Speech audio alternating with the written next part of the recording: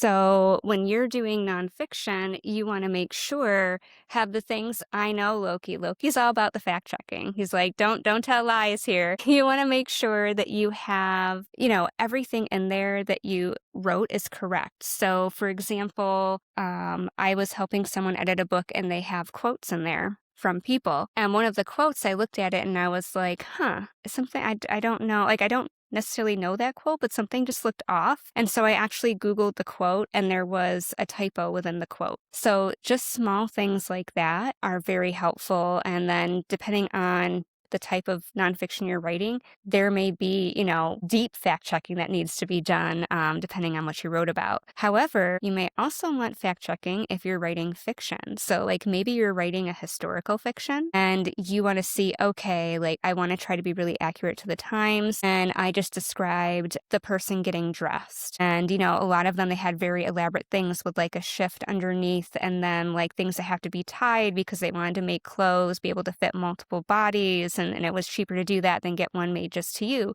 So you may want someone to go through and fact check that and be like, oh, you know what?